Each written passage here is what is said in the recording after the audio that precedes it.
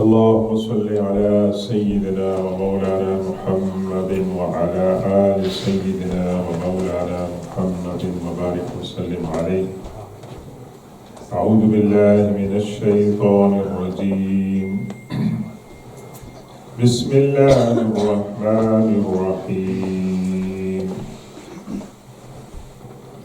يوم يجمعكم ليوم الجمع ذلك يوم التغابن ومن يؤمن بالله ويعمل صالحا يكفر عنه سيئاته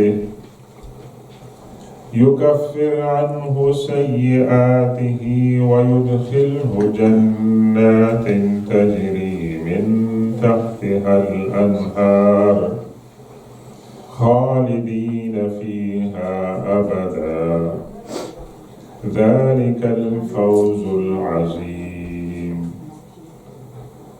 والذين كفروا وكذبوا بآياتنا أولئك أصحاب النار خالدين فيها وبئس المصير.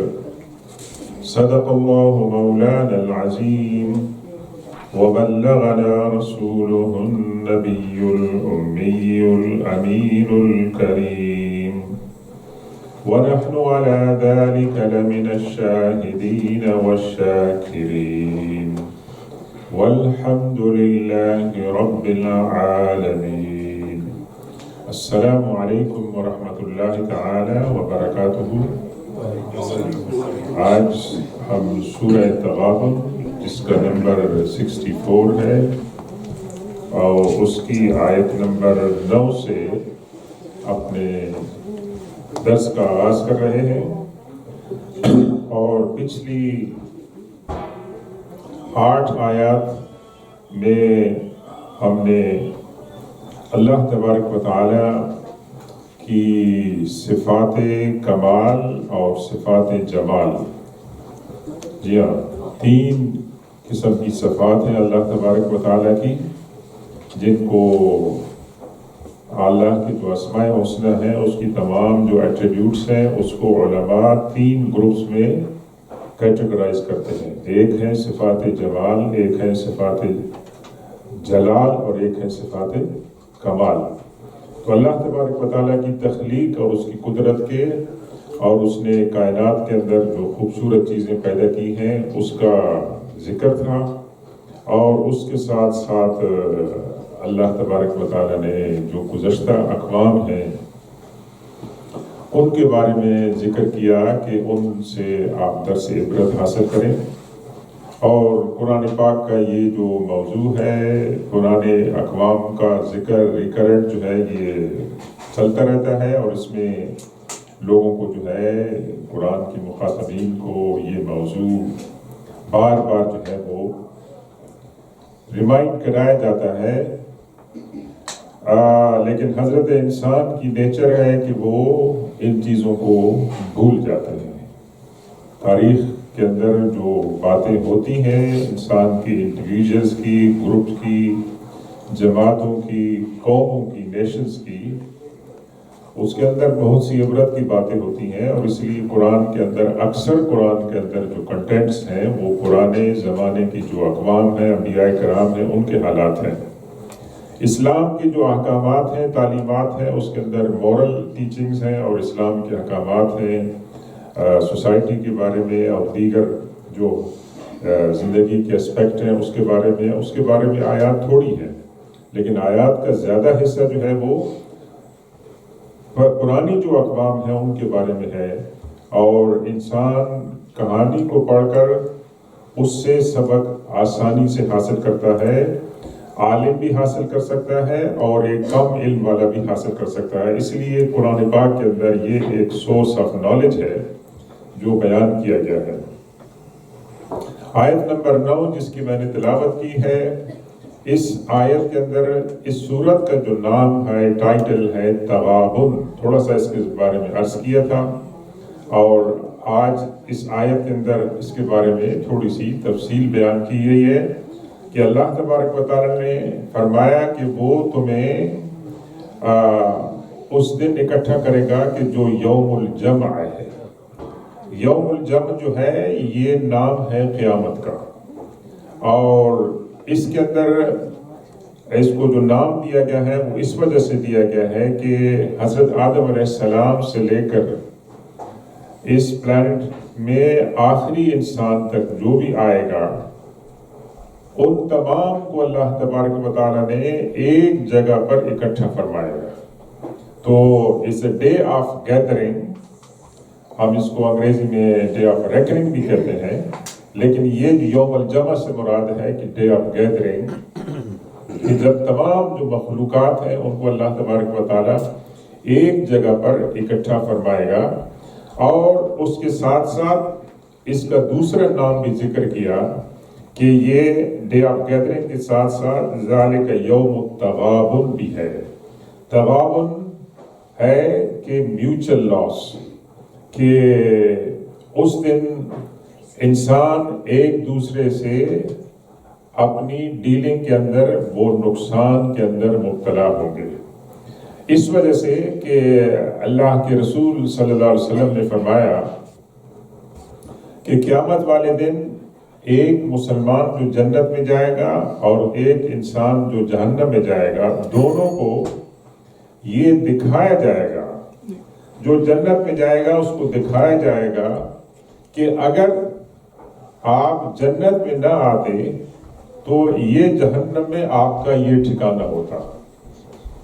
اور جو لوگ جہنم میں جائیں گے ان کو دکھایا جائے گا کہ اگر آپ نے ایسے عمل نہ کیے ہوتے اور ایسے عمل کیے ہوتے تو آپ کا جنت میں یہ مقام ہوتا. اور یہ کہ اللہ تبارک و تعالیٰ نے ہر انسان کے لیے جنت میں جگہ بنائی ہے. ہر انسان کے لیے، جو بھی پیدا ہونے والے انسان ہے، مسلمان ہے، غیر مسلمان ہے، ہر کے لیے اللہ تعالیٰ نے ایک جگہ بنائی ہے. لیکن اس میں کچھ لوگ ایسے ہوں گے کہ جو اپنی بدبختی سے اپنے جو انٹائٹلمنٹ ہوگا جنت میں اس کو وہ اویل نہیں کریں گے اور وہ اس کو لوز کریں گے. اسی طریقے سے جب ہمارا انتقال ہوتا ہے، قبر میں ہم جاتے ہیں، تو قبر میں انسان مردے کو اس کی قبر کی کھڑکی کھول کے دکھایا جاتا ہے کہ یہ آپ اگر مسلمان ہیں تو اس کو بتایا جاتا ہے کہ آپ نے یہاں پر جانا ہے، جنت کا نظارہ کرایا جاتا ہے.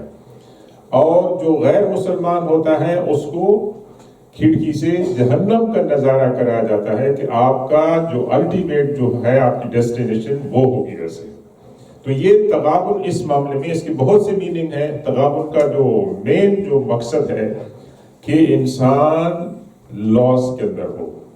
یہ اکنامکس کی مانیٹری جو ہے اس کی یہ ٹرمینالوجی ہے، اور اس کو یہاں پر اس لیے استعمال کیا گیا ہے کہ دنیا میں اگر مسلمان ہے تو وہ اس نے ڈیل کی اللہ تعالیٰ کے ساتھ اپنی دنیا کو بیچ کر آخرت کے اندر ایمان کے ساتھ، تو اس نے جنت کا سودا کیا.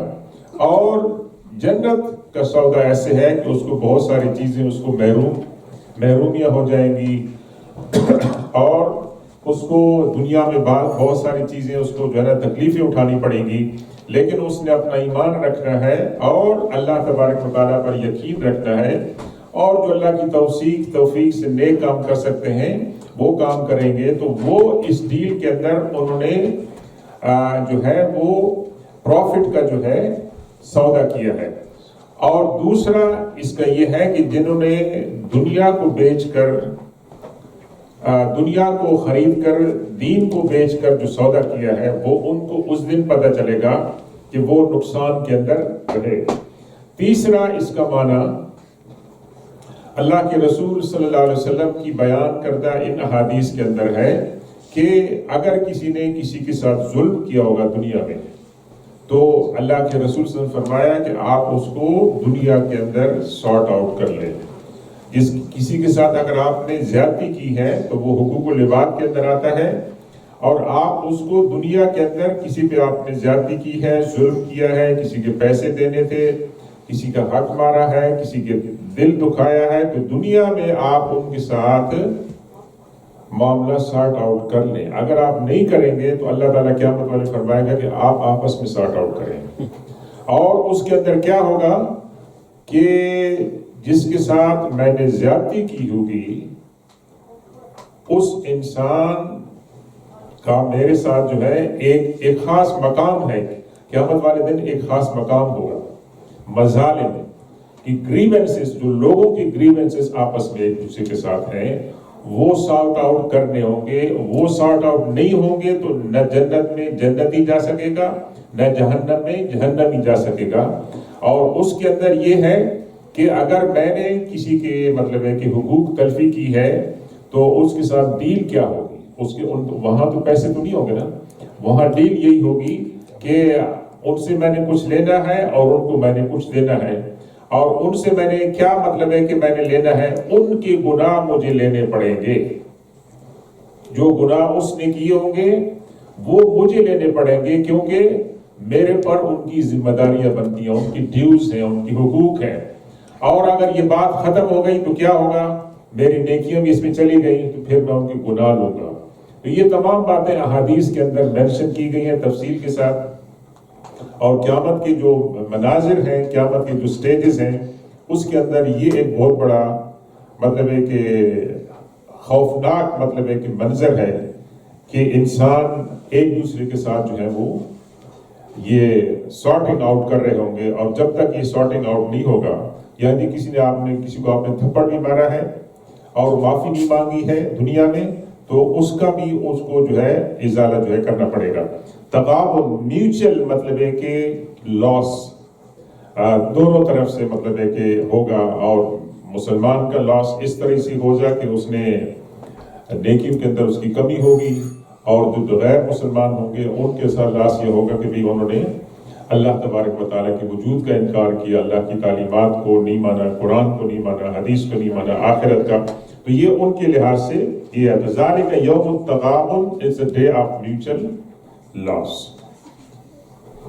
وَمَن يُؤْمِن بِاللَّهِ وَيَعْمَلْ صَالِحًا يُكَفِّرْ عَنْهُ سَيِّئَاتِهِ وَيُدْخِلْهُ جَنَّاتٍ تَجْرِي مِن تَحْتِهَا الْأَنْهَارُ خَالِدِينَ فِيهَا أَبَدًا۔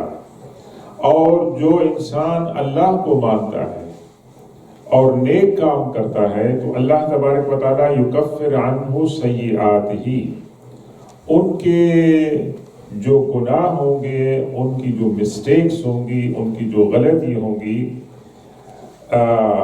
ایمان اور اعمال صالحہ کی برکت سے اللہ تبارک و تعالیٰ ان کی یہ سورس آف ایکسپیشن بنے گا، کفارہ بنے گا ان کے گناہوں کا۔ جی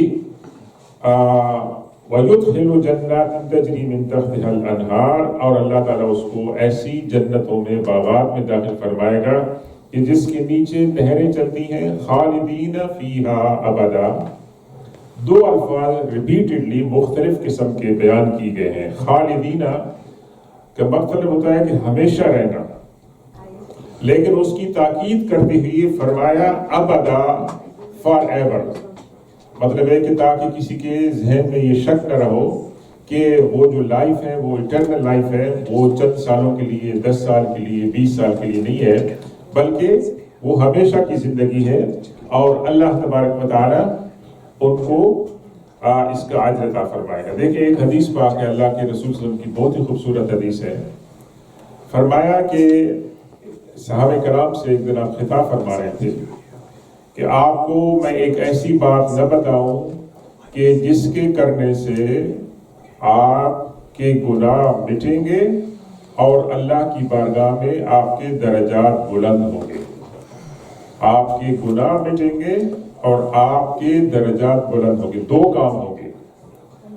صحابہ کرام نے عرض کی یا رسول اللہ فرمائیے، آپ نے فرمایا کہ ایسی حالت میں وضو کرنا کہ اس وقت وضو کرنا مشکل ہو۔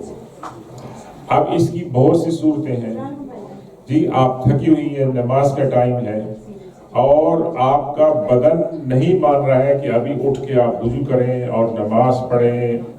اگر کہیں گے جی وضو کے بغیر نماز ہو سکتی ہے، تو بہت سے لوگ جو نماز پڑھنا چاہتے ہیں لیکن وضو کی وجہ سے نہیں کرتے ہیں، تو وہ تو کہیں گے ہاں ٹھیک ہے، مطلب ہے کہ ہاتھ دھو لو اور نماز پڑھ لو جی۔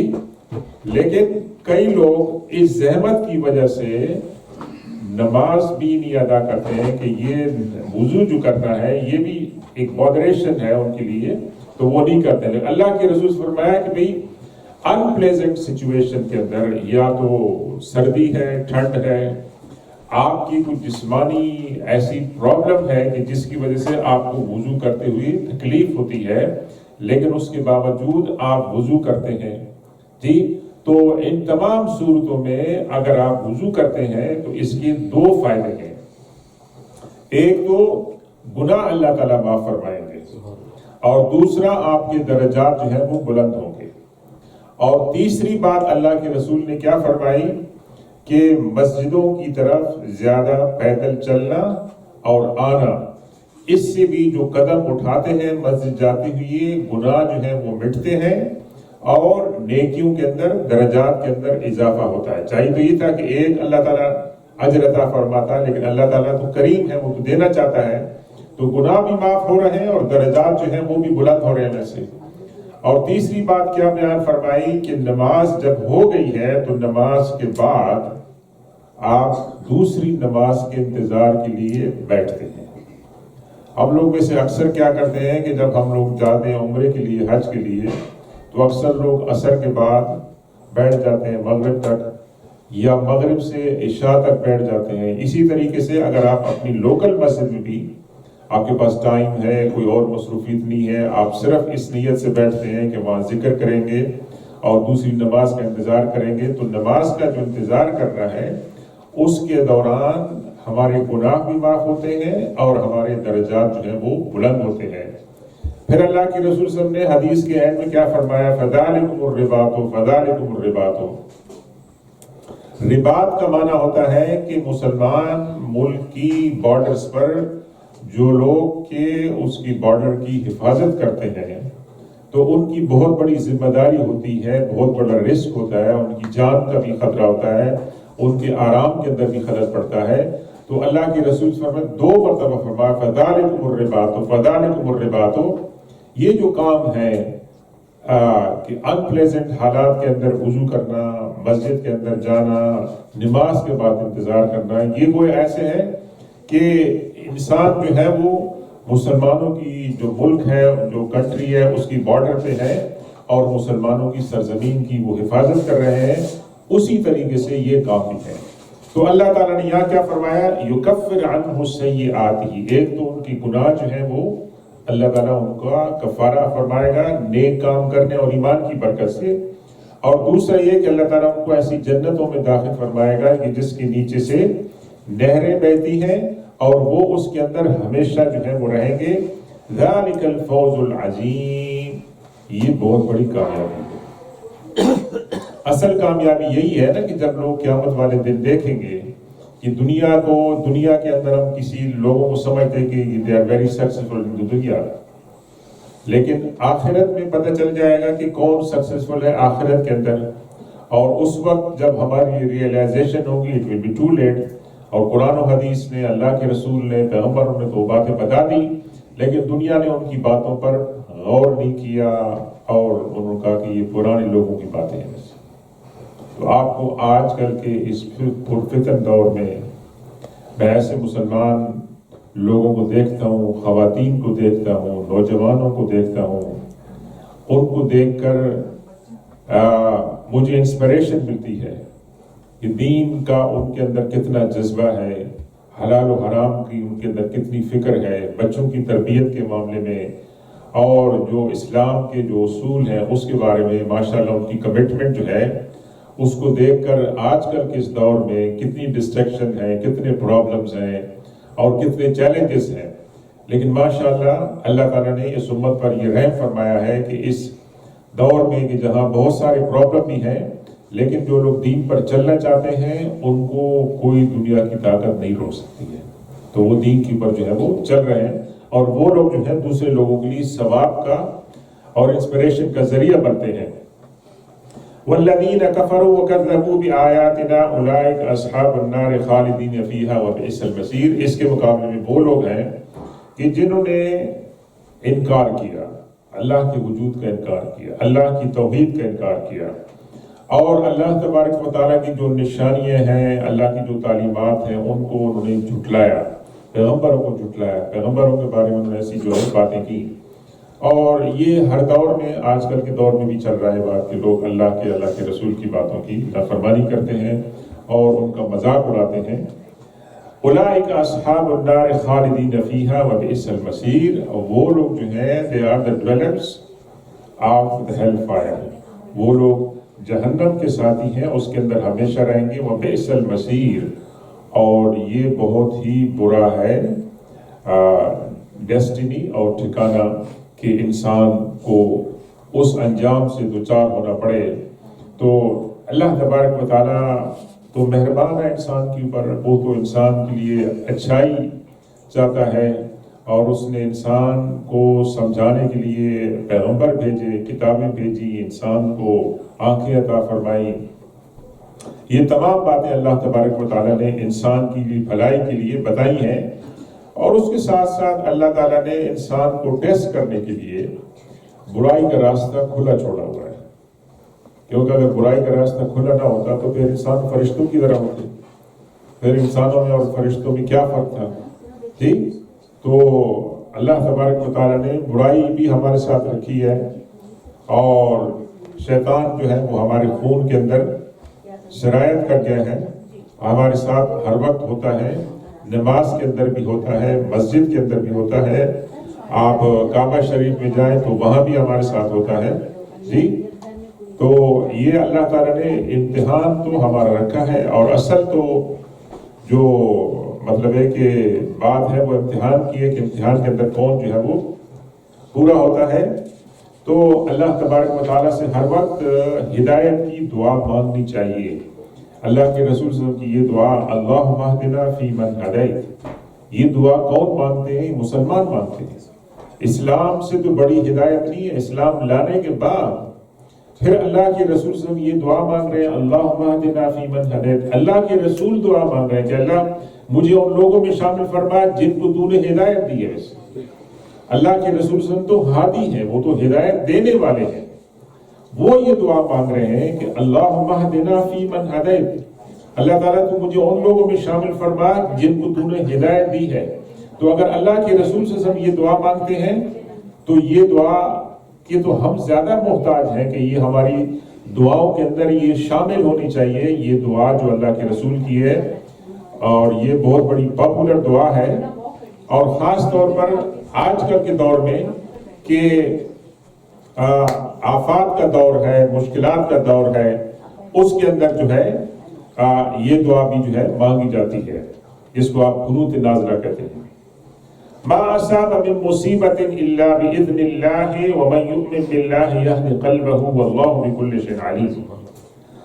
اللہ تبارک و تعالی یہاں زندگی کا ایک بہت بڑا فیکٹ ہے، اس کے بارے میں بتا رہے ہیں اور نصیحت فرما رہے ہیں کہ کسی انسان کو کوئی مصیبت، کوئی تکلیف، کوئی ناپسندیدہ سچویشن سے انسان دوچار نہیں ہوتا الا باذن اللہ، but with the permission of Allah سبحانہ و تعالی. دنیا میں ایکسیڈنٹ ہوتے ہیں، لڑائیاں ہوتی ہیں، ہم گرتے ہیں، بھول جاتے ہیں، بیماری ہوتی ہے، جو بھی مصیبت آتی ہے وہ اللہ کی اجازت سے آتی ہے. اور آپ دیکھیں کہ اللہ تبارک و تعالیٰ کے جو اسماء حسنی ہیں اس کے اندر آپ کو 3 یا 4 ایسے اسماء ملیں گے کہ جس کے اندر اللہ تبارک و تعالیٰ کی ناراضگی اور غضب ہے، منتقم ہے، جبار ہے، متکبر ہے، جی، اور اللہ تبارک و تعالیٰ عذاب دینے والا. لیکن اکثر جو اللہ تعالیٰ کی جو نام ہے اس کے اندر اللہ کی مہربانی ہے، لطف ہے، کرم ہے، غفور ہے، رحیم ہے، رحمان ہے، لطیف ہے. لیکن وہ اللہ تبارک و تعالیٰ نے ایک نظام بنایا ہوا ہے، اس کا نظام قضاء اور قدر ہے. اور اس نظام قضاء اور قدر کا جو بنیادی اس کی حکمت ہے کہ اللہ تبارک و تعالیٰ وہ حکمت جانتا ہے کہ اس وقت آپ دیکھ رہے ہیں کہ فلسطین کے اندر جو میجورٹی جو کیجوالٹیز ہیں وہ کن کی ہیں؟ بچوں کی ہیں. ایسے معصوم بچے ہیں، وہ بچوں کو ہاتھ میں اٹھایا ہوا، انہوں نے کئی بچوں کو اٹھایا ہوا ہے، اور ہماری جو خواتین ہیں، بہنیں ہیں، جو مطلب ہے کہ آرم لیس ہیں، جن کے پاس کوئی اسلحہ نہیں ہے، ویسے بوڑھے ہیں ویسے، تو ان کو دیکھ کر ہمارے لوگ سوال کرتے ہیں کہ یہ بچوں کا کیا قصور ہے کہ اللہ تبارک و تعالیٰ تو پاورفل ہے، ان کو بچانا چاہتا تو بچا سکتا تھا. Why he is not protecting them? Why he is not saving them? Is there is God there? Why is he not merciful and kind to these people? اور یہ سوال ہمارے وہ لوگ کرتے ہیں جو خدا کے وجود کے منکر ہیں کہ بھی اگر آپ مانتے ہیں تو اللہ تعالیٰ کو تو جو ہے نا کریم ہونا چاہیے، مہربان ہونا چاہیے. بچے دنیا میں جو مر رہے ہیں اور بے گناہ جو لوگ مر رہے ہیں، ہمارے مسلمان کے پاس اس کا کیا جواب ہے؟ ہمارے پاس بہت سیدھا جواب ہے، ہمارے ایمان کی وجہ سے کہ اللہ تبارک و تعالیٰ ایسے جو کام ہو رہے ہیں ان کی حکمت کو وہ خود بہتر سمجھتا ہے. اللہ تعالیٰ ان کو کیوں نہیں بچا رہا ہے، اس کے اندر اللہ کی اپنی حکمت ہے ویسے. اور دوسری بات، اس کے اندر اللہ تبارک و تعالیٰ انسان کا امتحان لے رہا ہے. اللہ کے رسول صلی اللہ علیہ وسلم فرمایا کہ جو بچے انفینسی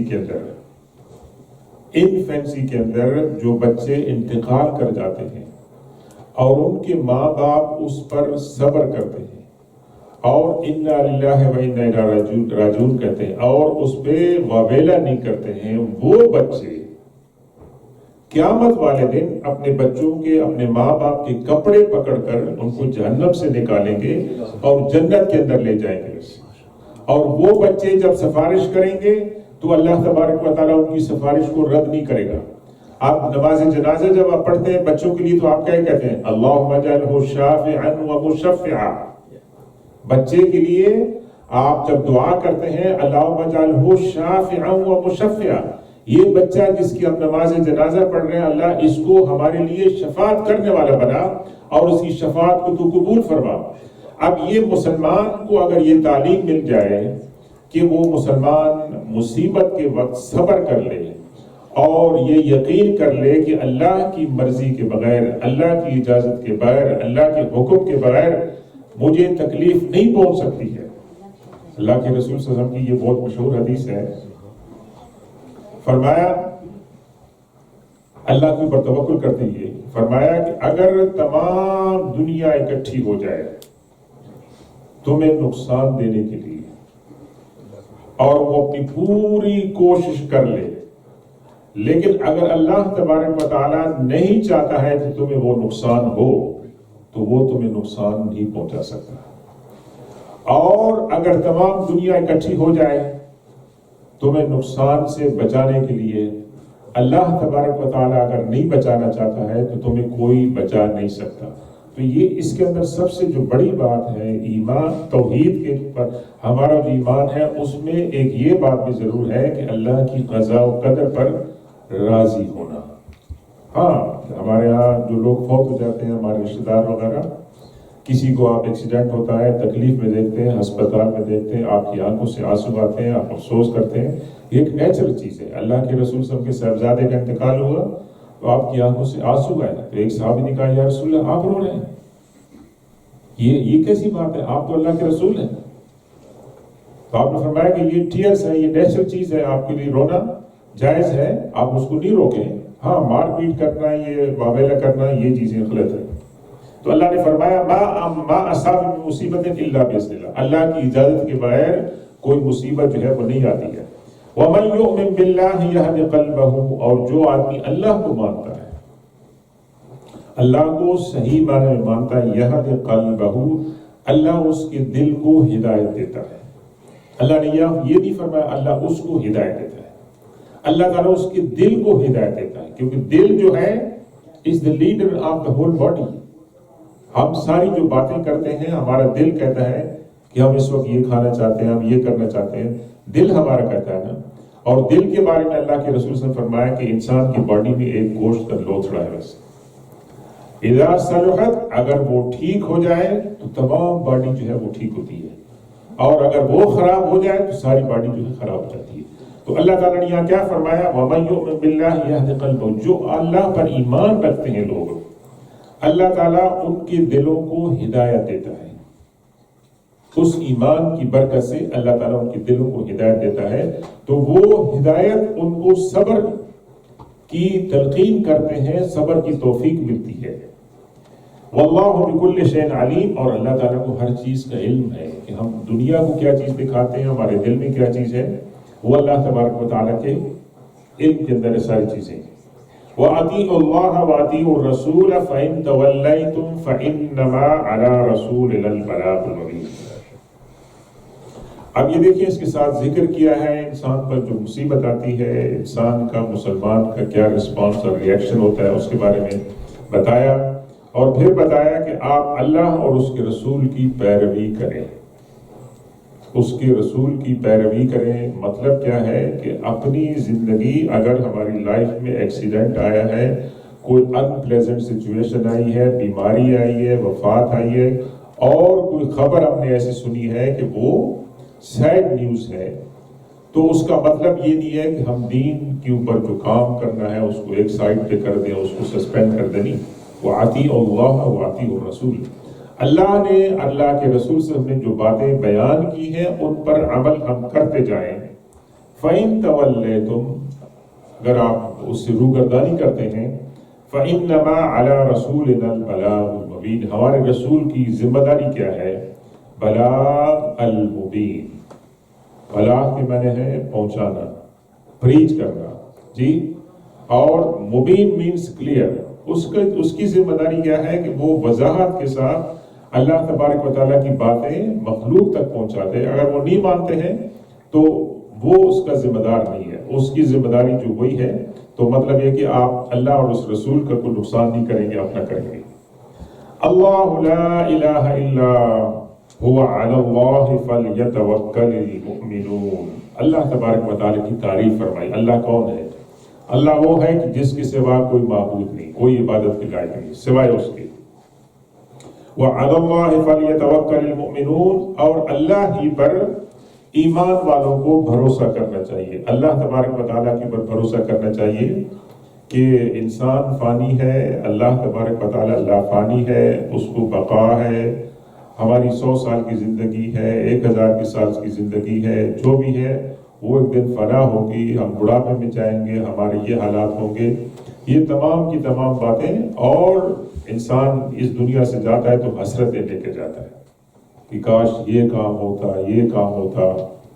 اور جب اس کے پاس فرشتے آتے ہیں روح نکالنے کے لیے، تو اس وقت انسان کیا کہتا ہے؟ تھوڑا سا ٹائم مجھے اور دے دیں ویسے کہ میں نے یہ کام کرنا تھا، اچھا کام کر لیتا. لیکن اس وقت ٹائم جو ہے وہ نہیں ملتا ہے، اور انسان اس دنیا سے جاتے ہوئے کیا کرتا ہے؟ اپنے ساتھ حسرتیں جو ہیں وہ لے جاتا ہے. بس یا ایھا الذین آمنوا ان من ازواجکم واولادکم عدوا لکم فاحذروہم وان تعفوا وتصفحوا وتغفروا فان اللہ غفور رحیم. اب یہ جو آخری آیتیں ہیں، جو دوسرا رکوع شروع ہو رہا ہے اس سورت کا، اس کے اندر ایسی تعلیمات ہیں جس کا تعلق فیملی لائف کے ساتھ ہے اور سوسائٹی کے ساتھ ہے. تو ہمارے کچھ مفسرین کہتے ہیں کہ یہ پچھلی جتنی آیتوں کی ہم نے تلاوت کی ہے ان کی اندر ریزمبلنس ہے مکی جو صورتیں ہیں اور آیتیں ان کے ساتھ، کہ ان کے جو ٹاپکس تھے مورلیس وہی تھے. تو کچھ اس کو تقسیم کرتے ہیں کہ اب تک کی جو آیات ہم نے پڑھی ہیں دے belong to مکہ پیریڈ، لیکن میجارٹی آف علماء کہتے ہیں کہ نہیں، مدنی صورت ہے. اور وہی علماء یہ کہتے ہیں کہ یہ جو آخری آیت ہے یہ مدنی صورت ہے، ان کا مدنی لائف کے ساتھ تعلق ہے. لیکن اس کا جو موضوع ہے وہ مین موضوع کیا ہے؟ وہ فیملی کے ساتھ ہے. اور فیملی کے ساتھ بھی اس طرح ہے کہ یہ اللہ تعالیٰ بیان فرما رہا ہے ایک فیکٹ کہ یہ تمہارے لیے فیملی لائف ایک آزمائش ہے. یا ایھا الذین آمنوا، اے ایمان والو، ان من ازواجکم واولادکم عدوا لکم، بے شک تمہاری بیویوں اور تمہاری اولاد میں سے کچھ ایسے ہیں کہ جو تمہارے دشمن ہیں. یہ اللہ تبارک و تعالیٰ ایمان والوں کو ایک حقیقت بیان فرما رہے ہیں. اور یہ کوئی ایگزیجریشن نہیں، یہ نہیں فرمایا کہ تمام کی تمام بیویاں، تمام کی تمام اولاد جو ہیں وہ تمہاری دشمن ہیں. ان من سم، تو یہ ایک مطلب ہے کہ آئینہ اس کے اندر ہم لوگ دیکھ سکتے ہیں، ویسے کہ ہم میں سے کتنے ایسے لوگ ہیں کہ ہم یہ کہہ سکتے ہیں کہ ہمارے گھروں کے افراد جو ہیں وہ ایک دوسرے کے خلاف دشمن کیسے ہو سکتے ہیں. اور اس کی وضاحت آپ یوں کر سکتے ہیں کہ اولاد کی محبت اور مال و دولت کی محبت بعض اوقات ہم سے ایسے کام کروا لیتے ہیں کہ جو شرعی طور پر مطلب ہے کہ اپروو نہیں ہوتے ہیں، کیونکہ اولاد کی محبت انسان کے اوپر غالب آتی ہے، ان کی خوشی، ان کا آرام، ان کی راحت. اور یہاں میں آپ کو یہ عرض کر دوں کہ جب دجال آئے گا تو دجال کی پیشانی پہ لکھا ہوگا کہ یہ دجال ہے، مسلمان اس کو پہچان لے گا، چاہے اس کو عربی زبان آتی ہے نہیں. لیکن اس کے باوجود کہ ہمیں حدیثوں میں بتایا گیا ہے، ہم سورہ کہف پڑھتے ہیں، جمعہ والے دن کے بھی ہمیں اللہ تعالیٰ دجال سے بچائے، اللہ کے رسول نے دعائیں بتائی ہیں، اس وقت ایسے بھی مسلمان ہوں گے جو جانتے ہوں گے کہ یہ دجال ہے، وہ دجال کی باتوں میں آ جائیں گے، جان بوجھتے ہوئے کہیں گے ہم کیا کریں، ہم بھی بچوں کو کھلا نہیں سکتے ہیں کچھ، تو ہم دجال کو مانتے ہیں. اسی وجہ سے دجال کو مانتے ہیں کہ وہ ہمیں کھانا پینا دے گا، اس کی ایک جنت ہوگی، اس کی دوزخ ہوگی، اس کی جنت اصل میں دوزخ ہوگی، اس کی دوزخ اصل میں جنت ہوگی. لیکن لوگ جو ہیں جو بالکل میٹیریلسٹک ہوں گے وہ اس کی باتوں کو مان لیں گے. اور اس وقت ایسے بھی لوگ ہوں گے جو مسلمان ہوں گے، جب ان سے کہا جائے گا کہ بھئی آپ تو مسلمان ہیں، آپ کو تو اللہ کے رسول نے بتایا دجال ہے، اس کی باتوں میں نہیں آئے، وہ کہیں گے بھئی ہم کتنا صبر کریں، بس بھی بچوں کو کھلانا پلانا ہے تو ہم اس کو خدا مانتے ہیں، اس کی جنت کو مانتے ہیں، اس کی دوزخ کو مانتے ہیں. تو انسان جو ہے اس حد تک جا سکتا ہے. اس لیے اللہ نے فرمایا کہ تمہاری بعض لوگوں کی بیویاں، بعض لوگوں کی اولادیں وہ تمہارے لیے دشمن ہیں.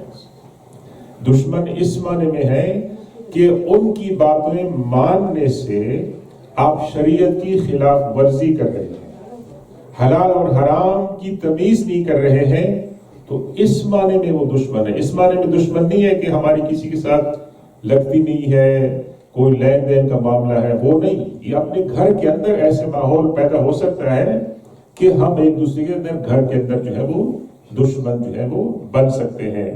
فَاحْذَرُوهُمْ Be careful of them. فَاحْذَرُوهُمْ وارننگ ہے. آپ کو یہ مطلب ہے کہ احساس ہو گیا ہے تو آپ ان کے ساتھ احتیاط برتیں اور خیال رکھیں. پھر کیا فرمایا؟ وَإِن تَعْفُوا وَتَصْفَحُوا وَتَغْفِرُوا فَإِنَّ اللَّهَ غَفُورٌ رَحِيمٌ. اور اگر آپ ان کو معاف کر دیں، ان سے درگزر کر دیں، ان کی پردہ پوشی کر دیں، فَإِنَّ اللَّهَ غَفُورٌ رَحِيمٌ. دیکھیں 3 الفاظ استعمال کیے اللہ نے، 3 الفاظ. تعفو، عفا یافو کے اصل میننگ ہوتے ہیں کوئی ٹریسز کسی چیز کے آپ بالکل ڈیلیٹ کر دیں، ریموو کر دیں، کسی چیز کے آپ کوئی داغ لگا ہے اس کو اتنا دھو لیں کہ اس کا ٹریسز نہ بچے. ایک تو یہ ہے تعفو کے معنی میں ہے. اس لیے حضرت عائشہ صدیقہ رضی اللہ تعالیٰ فرماتی ہے کہ حضور پاک صلی اللہ علیہ وسلم کی جو مقبول ترین دعا تھی رمضان میں، اللہم انک عفو کریم تحب العفو فاعف عنی. یہ اس کی بہت کمپریہنسو میننگ ہے کہ چیز کو مٹا دینا.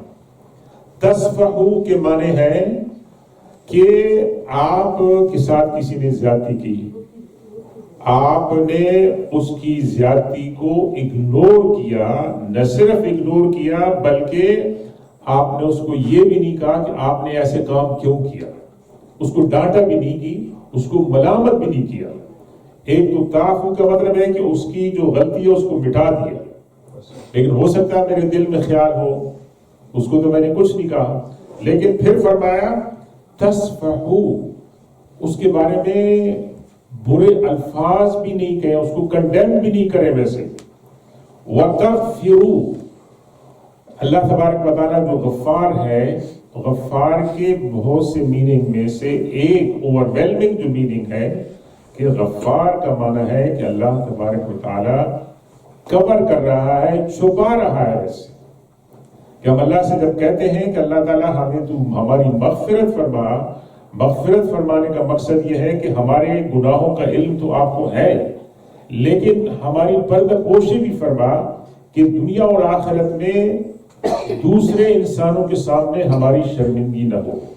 اب یہ دیکھیں اللہ تبارک و تعالیٰ نے کتنی وارننگ دی آیت کے شروع میں کہ تمہارے بیوی بچے جو ہیں وہ تمہارے دشمن ہو سکتے ہیں، تو فرمایا فَاحْذَرُوهُمْ، آپ ان سے کیئرفل رہیں، آپ ان سے کیئرفل رہیں۔ ہمارے پاس مثالیں ہیں، نوح علیہ السلام کی مثال ہے، لوط علیہ السلام کی مثال ہے، آسیہ جو کہ فرعون کی بیوی تھی ان کی مثال ہے۔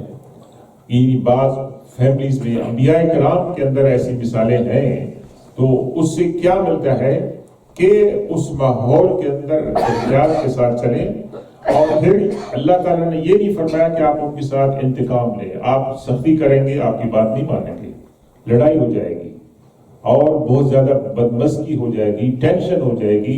فیملی کے اندر روزانہ آرگومنٹ ہو رہی ہے، تو اس فیملی کے اندر تو آپ اس کے اندر کیسے رہیں گے؟ صبح شام لڑائی ہوتی، آرگومنٹ ہو رہی ہے۔ اللہ نے کیا فرمایا؟ تعافو، آپ انہوں نے جو غلطی کی ہے اس کو آپ مٹا دیں، اس کو ڈیلیٹ کر دیں، مٹا دیں۔ تصفحو، اور اس کا ایکسپریشن بھی نہیں کریں ویسے، وتغفرو، اور اس کو چھپا بھی دیں ویسے، کہ آپ کسی سے، پڑوسی سے، بھائی سے، بہن سے شکایت بھی نہیں کریں کہ میرے بیوی بچے میرے ساتھ یہ سلوک کر رہے ہیں ویسے۔ اللہ تبارک و تعالیٰ نے یہ جو تین الفاظ استعمال فرمایا، تعفو وتصفحو وتغفرو، اور یہ دیکھیں اللہ کے ہاں جو قناعت ہے، جو اطمینان قلب ہے، اللہ کے جو ولیوں کا، نیک بندوں کی جو کوالٹیز ہیں، یہ تینوں کوالٹیز اس کے اندر آ گئی ہے۔ اور اگر یہی کوالٹیز ہم دوسرے مسلمانوں اور انسانوں کے ساتھ بھی استعمال کریں، جیسے اللہ تعالیٰ ہماری فیملی کا جو ایک فیبرک ہے اس کو مینٹین کرنے کے لیے اللہ نے ہمیں نصیحت فرمائی کہ ہم یہ کام کریں، اگر یہی کام ہم گھر سے نکلنے کے بعد دوسرے لوگوں میں بھی کریں گے تو دنیا کے اندر امن ہوگا، سکون ہوگا، سوسائٹی کے اندر بھی، اور ٹینشن جو ہے وہ کم ہوگی۔ کیونکہ انسان جو ہے نا وہ جلد باز ہے، آپ مجھے گالی دیں گے تو میں سوچنے سے پہلے آپ کو پتھر ماروں گا، کہ جس نے مجھے گالی دی ہے، بدتمیزی کی ہے، جوتا لے کے ماروں، اس کو یہ کروں وہ کروں، تو اس وقت جذبات میں۔ اور اللہ نے فرمایا کہ انسان جو ہے خلق الانسان عجولا، انسان کو جلد باز جو ہے وہ بنایا گیا ہے، اور بہت کم لوگ ہوں گے جن کے اندر بردباری ہوتی ہے، علم ہوتا ہے، صبر ہوتا ہے، اور وہ ریئیکشن جو ہے فوراً نہیں دکھاتے ہیں۔ فَإِنَّ اللَّهَ غَفُورٌ رَحِيمٌ، اگر آپ لوگ ان کو معاف کر دیں گے تو اللہ بھی معاف کر دے گا۔ تو یہ مطلب اس کے اندر بہت بڑا درس ہے کہ فیملی کے اندر پیس اور مطلب ہے کہ یکسانیت برقرار رکھنے کے لیے ٹینشن، آرگومنٹ یہ اچھی بات نہیں ہے، دل کو بڑا کرنا چاہیے، اور ان باتوں پر مطلب بیٹھ کے آرام سے جو ہے نا وہ بات سمجھانے کی کوشش کریں۔ ویسے آپ انما اموالکم و اولادکم فتنہ، بے شک اللہ تعالیٰ نے فرمایا تمہارے مال و دولت اور تمہاری اولاد جو ہے وہ فتنہ ہے۔ آپ فتنہ کا یہاں معنی برے الفاظ میں نہیں لیں گے، فتنے سے یہاں مراد ہے آزمائش اور ٹیسٹ ہے۔ آزمائش اور ٹیسٹ اس معنی میں ہے کہ ان کو خوش کرنے کے لیے ہم کو ایسی باتیں کریں کہ جس کے اندر اللہ کے رسول کی اور شریعت کی وائلیشن ہو، وہ اس معاملے میں ٹیسٹ ہے۔ تو یہ فرمایا گیا ہے شریعت کے جو معاملات ہیں اس کے معاملے میں ہم ان کے ساتھ جو ہے نا ان کو ڈسپلن نہیں کرتے، ان کو سمجھاتے نہیں ہیں، ان کے وہ اگر نعوذ باللہ کسی غلط کام کے اندر مبتلا ہیں تو ہم چاہتے ہیں کہ وہ ڈسٹرب نہ ہو جائیں، اپسیٹ نہ ہو جائیں۔ تو یہ ایک فتنہ ہے، یہ ٹیسٹ ہے، اور اس کے لیے دعا سے اور جو ڈسپلن کے جو طریقے ہیں تربیت کے، وہ تمام طریقے جو ہیں وہ استعمال کرنے چاہیے۔ واللہ عنہ اجر عظیم، اللہ کے ہاں بہت بڑا اجر ہے۔ یعنی فتنہ، اس فتنے سے انسان جو ہے وہ بچنے کی کوشش کرے۔ حضرت عمر فاروق رضی اللہ تعالیٰ عنہ نے ایک بہت بڑے صحابی حذیفہ بن یمان رضی اللہ تعالیٰ عنہ، جن کو کہا جاتا ہے کہ رازدار رسول صلی اللہ علیہ وسلم، جن کو اللہ کے رسول صلی اللہ علیہ وسلم نے بہت سی باتیں بتائی تھی اور بتایا تھا کہ یہ باتیں آپ لوگوں کو انہیں بتائیں بہت، ان سے حضرت عمر فاروق رضی اللہ عنہ نے پوچھا کہ آپ فتنے کے بارے میں مجھے بتائیں. تو وہ جب بتانے لگے تو ایک بات انہوں نے جب ذکر کی کہ فتنۃ الرجل فی اہلہ و مالہ، کہ انسان کا فتنہ اس کے گھر اور اس کے مال کے بارے میں، تو حضرت عمر فرمایا کہ یہ جو فتنہ ہے اس کا کفارہ نماز، روزے اور زکوٰۃ سے ادا ہو جاتا ہے. تو اگر گھر میں نماز روزے کی پابندی ہو، زکوٰۃ دے رہے ہو، صدقہ خیرات کر رہے ہو، تو یہ جو آزمائش ہے اللہ تبارک و تعالیٰ اس کے اندر سرخری اور کامیابی، اس لیے اللہ نے فرمایا کہ اللہ کے پاس اس کا بہت بڑا اجر ہے. فاتقوا اللہ ما استطعتم واسمعوا واطیعوا وانفقوا خیرا لانفسکم ومن یوق شح نفسہ فاولئک هم المفلحون. بس اللہ تبارک و تعالیٰ سے ڈرو جتنا تم ڈر سکتے ہو. اللہ کے رسول صلی اللہ علیہ وسلم نے فرمایا میں تم میں سب سے زیادہ اللہ سے ڈرنے والا ہوں، لیکن اس کے باوجود میں ازدواجی تعلقات بھی رکھتا ہوں، میں روزے رکھتا بھی ہوں، میں روزے نہیں بھی رکھتا ہوں. یعنی کہنے کا مقصد تھا اللہ کے رسول صلی اللہ علیہ وسلم کا کہ اللہ کا جو خوف ہے، اللہ کا جو تقوی ہے وہ اہم چیز ہے. وہ ساری چیزیں ہماری ساری چیزوں میں وہ ڈرائیونگ فورس ہونا چاہیے، اور اسی کی وجہ سے ہمارے جو حالات ہیں وہ ٹھیک ہو سکتے ہیں. فاتقوا اللہ ما استطعتم، جتنا تمہاری توفیق ہو سکتی ہے اللہ تبارک و تعالیٰ سے ڈرو اتنا. جو چیز تمہارے بس میں نہیں ہے، لا یکلف اللہ نفسا الا وسعها، اللہ تعالیٰ کسی روح کو، کسی جان کو اس کی کیپیسٹی سے ورا جو ہے اللہ اس کو مکلف نہیں بناتا ہے. اللہ تعالیٰ نے فرمایا کہ ہر انسان کے جو روحانی درجات ہوتے ہیں وہ مختلف ہوتے ہیں، تمام کے تمام برابر نہیں ہو سکتے ہیں، لیکن ہر کیف اللہ سے کرنا چاہیے. واسمعوا، اور اللہ کی جو باتیں ہیں ان کو سنو، واطیعوا، اور ان کو اوبے کرو، ان کی اطاعت کرو، وانفقوا خیرا لانفسکم. اللہ تبارک و تعالیٰ نے یہاں انفاق فی سبیل اللہ، اس کو اللہ تعالیٰ نے یہاں نمایاں طور پر ذکر کیا ہے کہ اللہ کی راہ میں خرچ بھی کرو، سنو بھی، اطاعت بھی کرو، اور اس کے ساتھ اللہ کی راہ میں خرچ کرو. اس کا مطلب کیا ہے کہ صدقہ اور خیرات جو ہے وہ اللہ تعالیٰ کے غضب کو ٹھنڈا کرتا ہے. قبر کی گرمی جو ہے، اللہ کے رسول نے فرمایا کہ صدقہ جو ہے وہ قبر کی گرمی کو ٹھنڈا کرتا ہے، اور اللہ تعالیٰ کے غضب کو وہ ٹھنڈا کرتا ہے.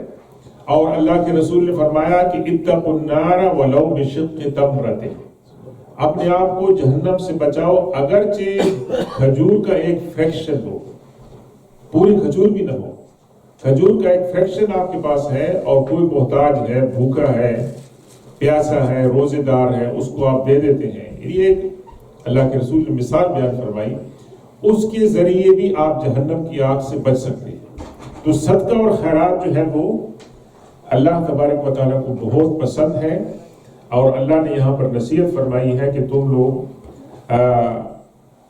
جو ہے اللہ کی راہ میں خرچ کرو. وَمَن يُوقَ شُحَّ نَفْسِهِ فَأُولَئِكَ هُمُ الْمُفْلِحُونَ. شح، شین اور ہا، یہ بخل اور کنجوسی کے لیے استعمال ہوتا ہے.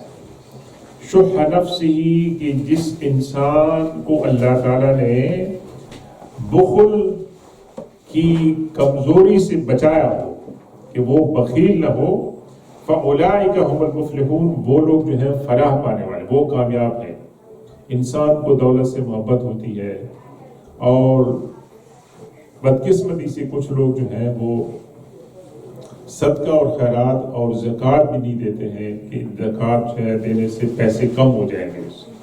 چیک کریں گے بینک میں 100 پاؤنڈ ہے، اگر میں نے 5 پاؤنڈ 10 پاؤنڈ زکوٰۃ اور صدقے میں دے دیے تو میں تو لاس میں ہوں گا، 90 پاؤنڈ رہ جائیں گے، تو یہ تو میرے لیے نقصان ہوگا. تو وہ ان کے اندر بخل ہوتا ہے.